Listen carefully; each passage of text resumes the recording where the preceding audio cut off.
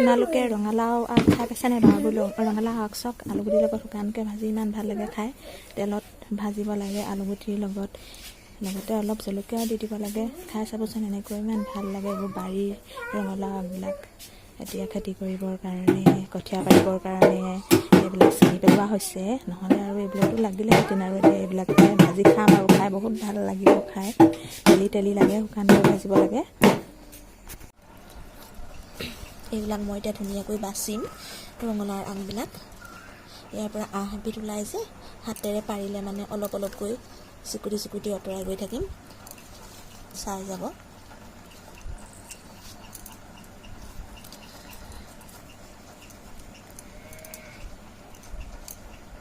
এইবিলাক তাৰ দৰে ওলাই ৰছীৰ নিচিনাকৈ।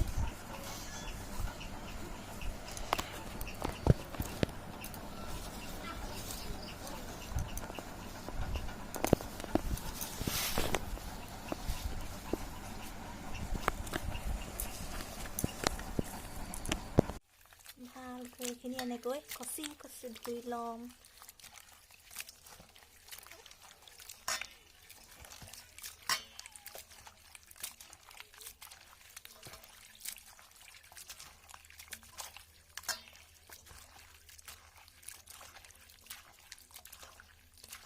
এবাৰ ধুই থৈছিলোঁ বাৰু কচি, তাৰপিছত আকৌ 2-3 বাৰ ধুই লৈছোঁ। নহ'লে গছত যি বগাই থাকে পিছত বেমাৰ হ'ব পাৰে। চাফ চিকুণকৈ খোৱা ভাল আৰু খোৱা বস্তু, নহয় জানো?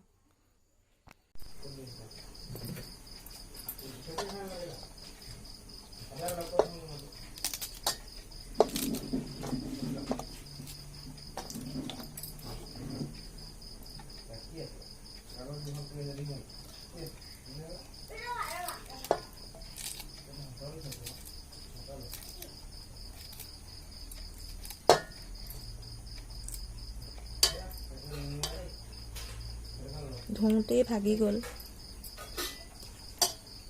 বৰ দীঘলকৈ কটা নাই, বৰ চুটিকৈ কটা নাই, এনেও সিজি যাব।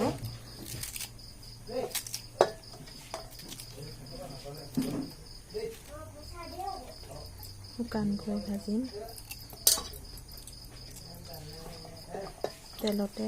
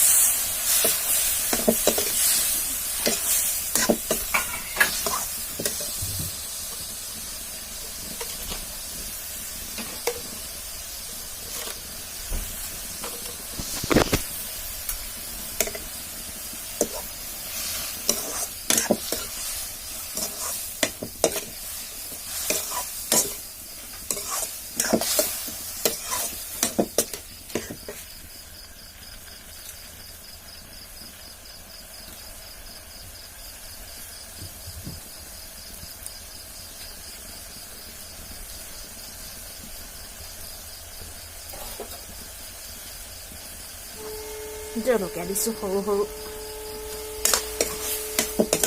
পানী চানী নিদিওঁ। ইয়াৰ পৰাই পানী ওলাই যাব, হাতখিনিৰ পৰাই পানী ওলাই যাব। পানী নিদিওঁ আৰু ইয়াত। এয়া ৰঙালাও ভাজি। এতিয়া আমি ভাত খাবলৈ লৈছোঁ। মাছৰ পিচ অকণমান, মানে বৰকৈ লোৱা নাই আৰু অলপ লৈছোঁ।